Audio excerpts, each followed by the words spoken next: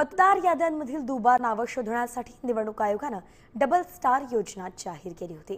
मात्र ही योजना प्रभावीपणे राबवण्यात आयोग अपयशी ठरल्याचा आरोप केलाय ठाकरे सेनेचे नेते अंबादास दानवेंनी।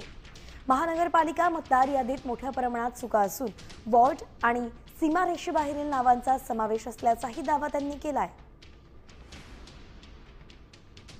मुंबईमध्ये समजा वरळी आहे, बांद्राचे मतदान वरळीत आले, काय संबंध आहे समजा, किंवा विक्रोळी आहे, विक्रोळीचे मतदान दादरला आले, काय संबंध आहे। असं मोठ्या प्रमाणावर मतदार यादीमध्ये घोळ झालेला आहे।